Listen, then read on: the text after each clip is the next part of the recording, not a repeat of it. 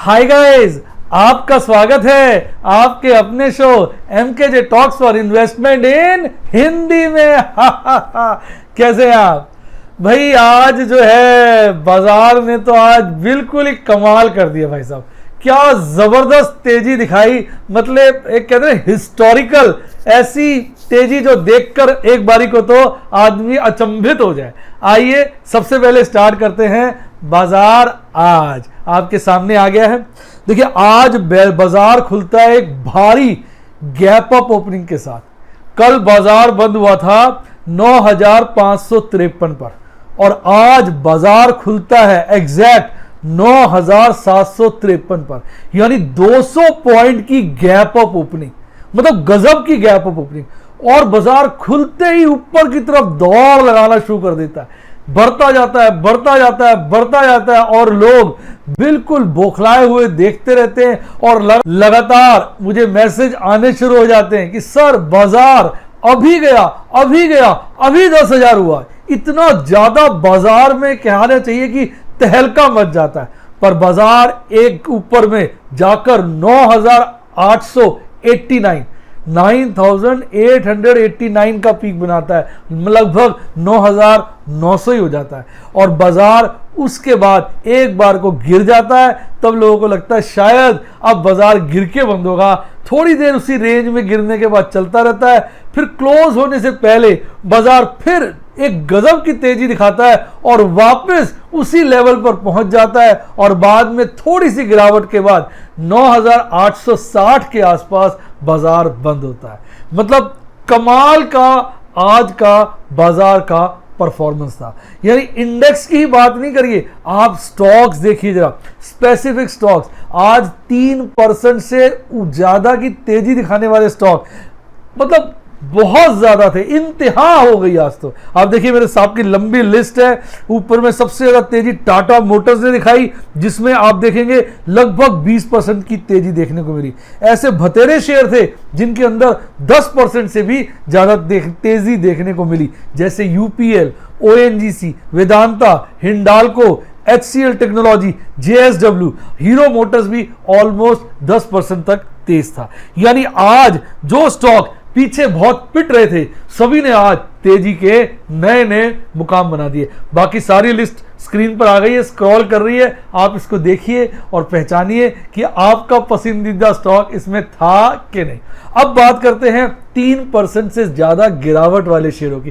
साहब कोई भी शेयर नहीं था, कोई भी शेयर नहीं था। सारे शेयरों में जो आज गिरावट थी 3% से कम थी और मात्र 6 ही शेयर थे जिन्होंने गिरावट दिखाई, और वो भी हल्की सी 3% से कम की। यानी ओवरऑल आज स्टॉक्स में एक भयंकर यानी कि जोरदार तेजी देखने को मिली। अब बात करते हैं इंडेक्सेस की। आप इंडिसेस के ऊपर देखिए, आप देखेंगे आज सारे की इंडिसेस ग्रीन में थे।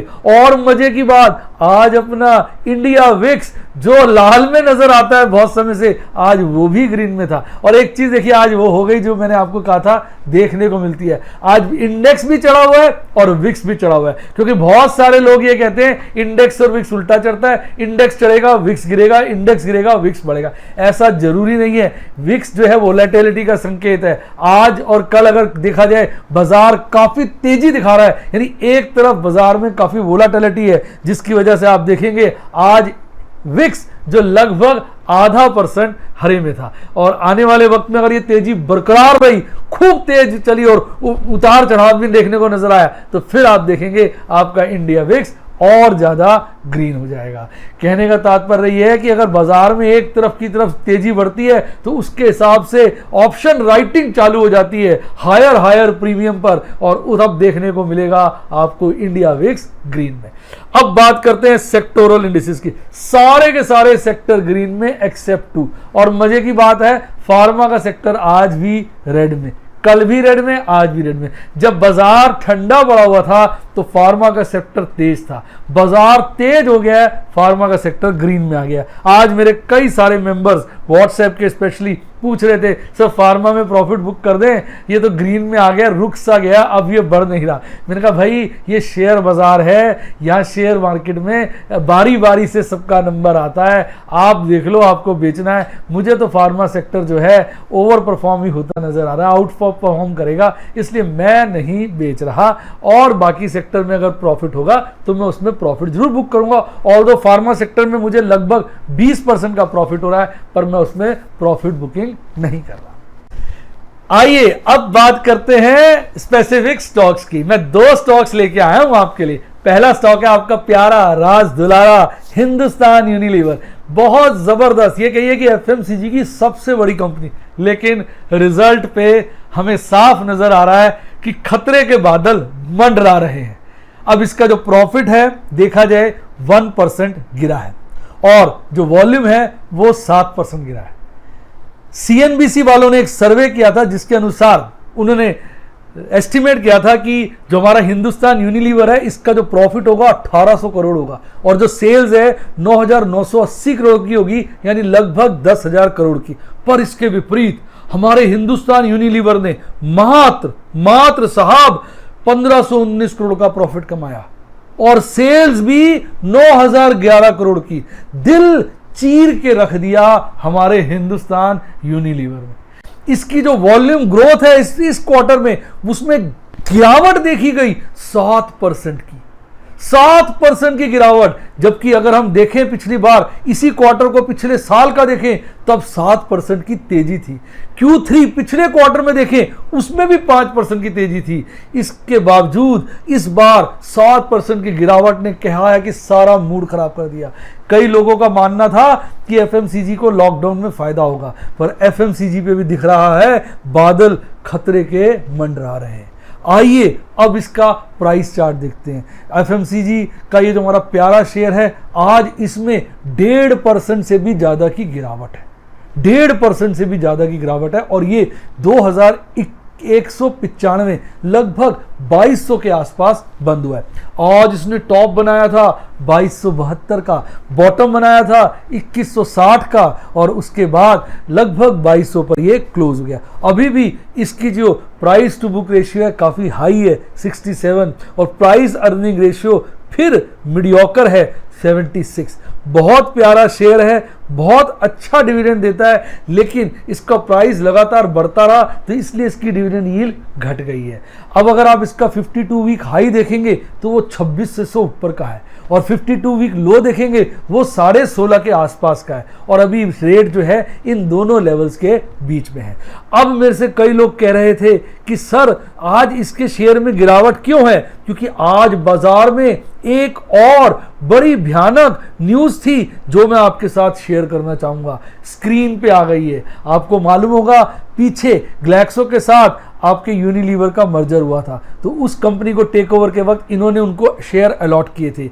तो जो उनकी पेरेंट कंपनी है ग्लैक्सो स्मिथ क्लाइन, और वो कह रही है कि हम सारा का सारा माल अपना यूनिलीवर के अंदर एचयूएल के अंदर बेच देंगे, जिसकी वैल्यू लगभग 3.7 बिलियन डॉलर होगी। गैस करिए कितनी बड़ी बिकवाली सामने खड़ी नजर आ रही है। और सूत्रों का माना जाए तो यह कहा जा रहा है कि इस शेयर में आने वाले वक्त में गिरावट हो सकती है। आप सिर्फ ये मत सोचिए कि बड़ी गिरावट आ रही है, आप एक बात और सोचिए, इतनी बड़ी मल्टीनेशनल कंपनी एक दूसरी, मतलब हम बात कर रहे हैं ग्लैक्सो स्मिथ क्लाइन की, इतनी बड़ी मल्टीनेशनल कंपनी, और दूसरी और भी बड़ी मल्टीनेशनल कंपनी हिंदुस्तान यूनिलीवर, वो उसमें अपना माल बेच रही है। आप अपने दिल पर हाथ रख के पूछिए वो क्यों बेच रही है।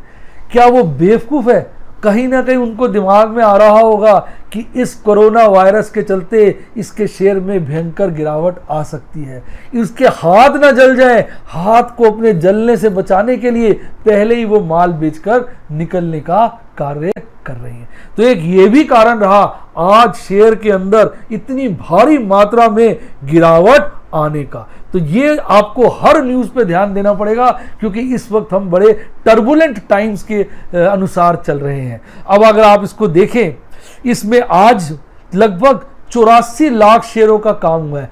काम देखा जाए तो रीजनेबल सही हुआ है, पर इसमें डिलीवरी रीजनेबली गुड थी, लगभग 26% की डिलीवरी थी। आइए अब बात करते हैं आपके दूसरे प्यारे शेयर की, और शेयर का नाम है टेक महिंद्रा। टेक महिंद्रा के प्रॉफिट देखिए साहब, 29% गिर गए ईयर ऑन ईयर बेसिस पे, परंतु कंपनी ने फिर भी 5 रुपए पर शेयर का डिविडेंड बांटा है। अब हम बात करते हैं इसके रिजल्ट्स की।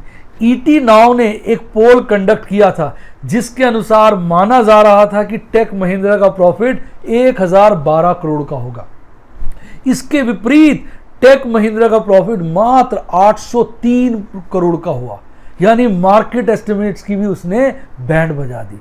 और अगर अब ईयर ऑन ईयर बेसिस पे कंपेयर करो तो प्रॉफिट में 29% की गिरावट आई है।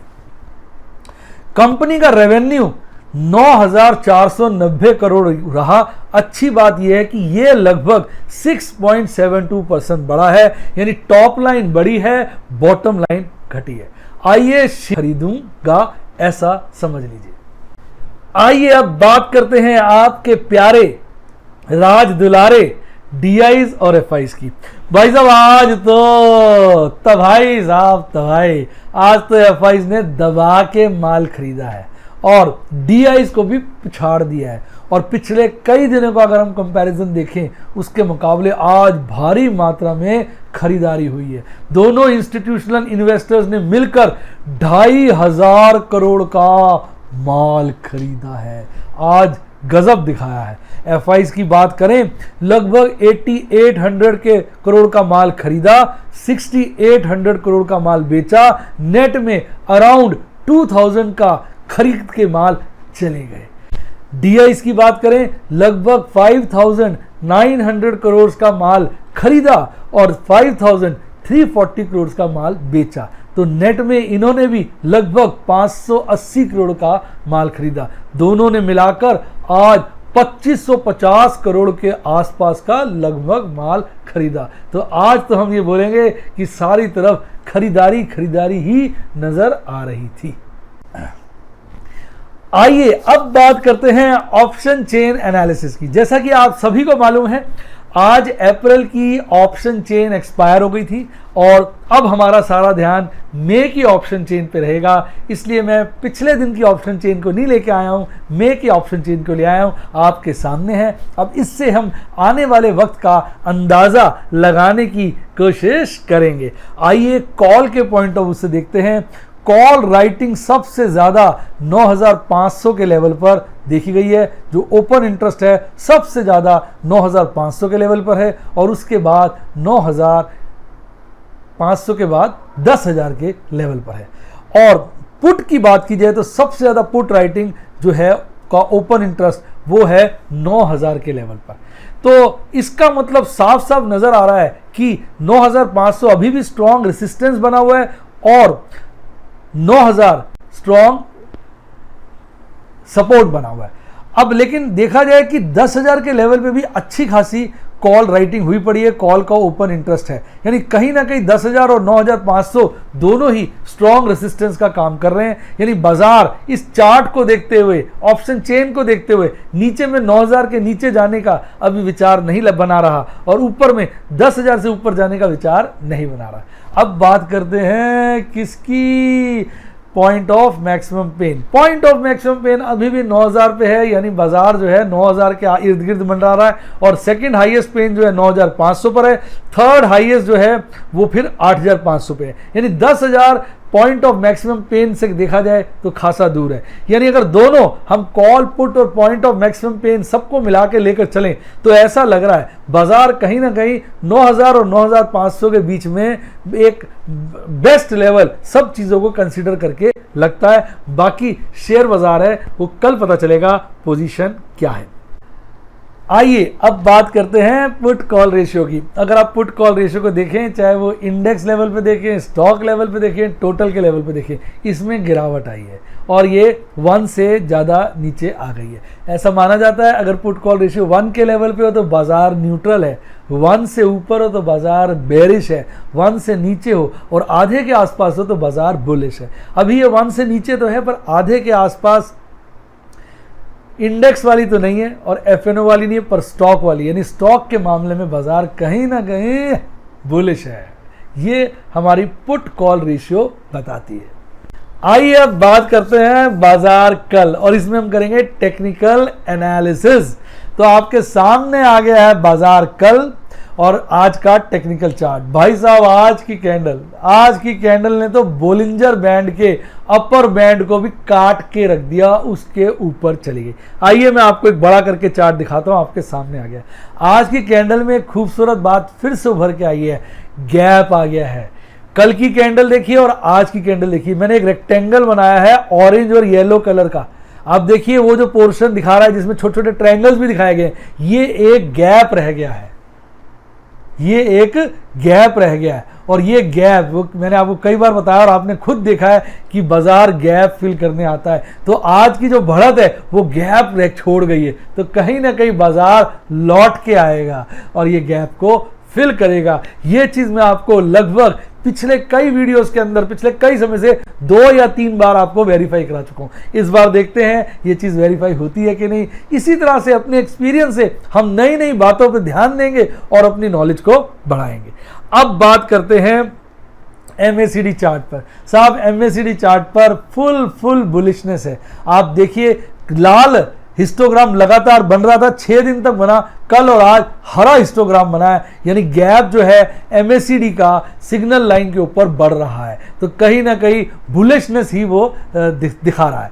अब हम बात करें RSI की, तो आज RSI भी मजबूत हुआ है, वो मजबूत होकर 60 के लेवल पे पहुंच गया है। पीछे आपको याद होगा ये 50 पे था और अब 60 पे है। जैसे जैसे ये बढ़ता जाता है तो वो बुलिशनेस को शो करता है, और अगर ये 80 टच कर जाता है तो हम कहते हैं ओवरबॉट पोजीशन आ गई है, अब माल बेचना शुरू करो, हो सकता है बाजार गिर जाए। और अगर ये 20 आ जाता है तो हम कहते हैं ओवरसोल्ड पोजीशन आ गई है, अब माल खरीदना शुरू करो, हो सकता है बाजार बढ़ जाए। तो इस वक्त ये अपने बुलिशनेस को दर्शा रहा है, क्योंकि ये जो है 50 से ऊपर होकर लगभग 60 के आसपास पहुंच गया।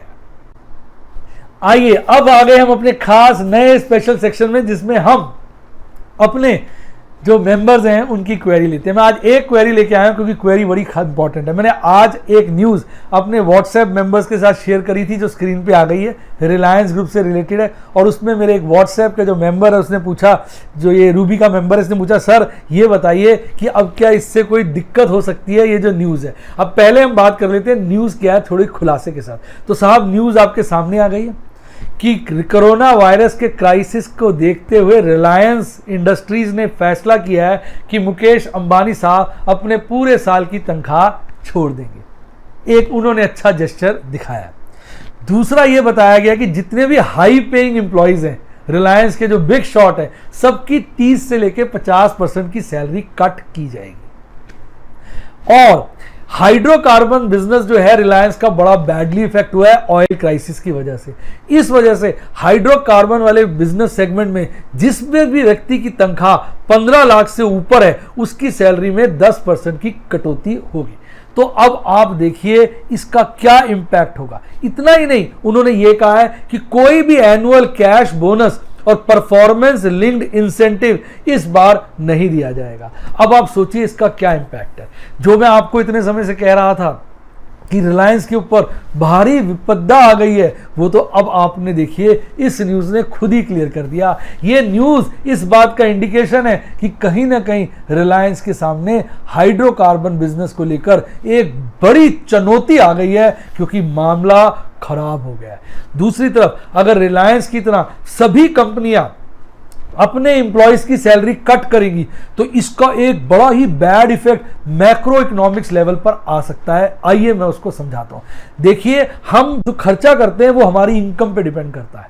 तो अगर देखिए कंपनियां कम सैलरी देंगी तो लोगों की इनकम गिरेगी। ध्यान से सुनिए, लोगों की इनकम गिरेगी तो डिमांड कम हो जाएगी, डिमांड कम हो जाएगी तो फैक्ट्रियों की प्रोडक्शन कम हो जाएगी, फैक्ट्रियों की प्रोडक्शन कम हो जाएगी तो कंपनियों की आमदनी कम हो जाएगी, कंपनियों की आमदनी कम हो जाएगी तो फिर वो सैलरी और कम दे पाएंगी, अगर वो सैलरी और कम दे पाएंगी तो लोगों की इनकम कम हो जाएगी, लोगों की डिमांड और कम हो जाएगी। इसको कहते हैं विशियस सर्कल ऑफ पॉवर्टी। ये जो है हम ऐसे विशियस सर्कल में फंस जाएंगे जहां हमारी इनकमें कम होती जाएंगी, डिमांड कम होती जाएगी और हम गरीबी की तरफ बढ़ेंगे। कहने का मतलब देश की आमदनी में गिरावट होगी। इसी को तोड़ने के लिए हमारी कंपनी की जो सरकार, हमारी कंट्री की जो सरकार है वो नए नए स्टिमुलस पैकेज लाएगी। इसलिए स्टिमुलस पैकेज लाए जा रहे हैं कि किसी तरह से देश में डिमांड जो है बरकरार रहे। तो ये सब बातें थोड़ी चिंताजनक है, जो हमें इस चीज की तरफ इशारा करती हैं कि भैया सावधानी से भी कोई डिसीजन लेना, जल्दबाजी में, पैनिक में, घबराहट में, दिल से डिसीजन मत लेना, दिमाग से डिसीजन लेना। तो आपको मैंने इंडिकेशन दे दिया है, फैसला आपके हाथ में, आपने क्या करना है क्या नहीं करना इसके मालिक आप खुद हैं। आइए अब एक नजर मारते हैं अंतरराष्ट्रीय बाजारों पर। और जो लोग हैरान हैं कि बाजार चढ़ क्यों रहा है, उनके लिए हल्की सी खुशखबरी है। उनके लिए तो खुशखबरी है भाई, जो बेचारे दुखी है कि बाजार चढ़ क्यों रहा है। जो सुखी है उनके लिए बैड खबरी है, और जो दुखी है कि बाजार चढ़ के उनके लिए खुशखबरी है। हल्की सी खुशखबरी ये है कि आज डाउ जोन्स, अभी बाजार खुला ही है, लगभग 0.25% गिरा हुआ है। S&P 500 भी लगभग 1% गिरा हुआ है, 0.76 गिरा हुआ है।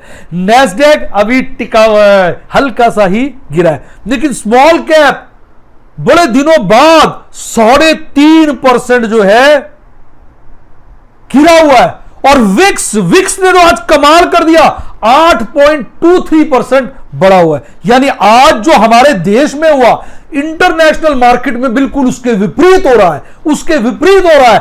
आज देश के अंदर और अंतरराष्ट्रीय बाजारों में बिल्कुल ही उल्टा काम हुआ है। और अगर आप देखें, अगर आप टोरंटो का इंडेक्स देखें, वो भी 1.5% गिरा हुआ है। अगर आप बोफ स्पा देखें, वो भी लगभग 2.27% गिरा हुआ है। आज तो अंतरराष्ट्रीय बाजारों में खासी गिरावट है और विक्स में तेजी है। अब देखते हैं कल क्या होता है अपने देश के अंदर या अपने बाजारों के अंदर, ये अब हम कल देखेंगे। उम्मीद करता हूं वीडियो को देख के आपको मजा आ गया होगा। अगर मजा आया है तो वीडियो को लाइक करें और मेरे चैनल को सब्सक्राइब करें, दोस्तों के साथ शेयर करें।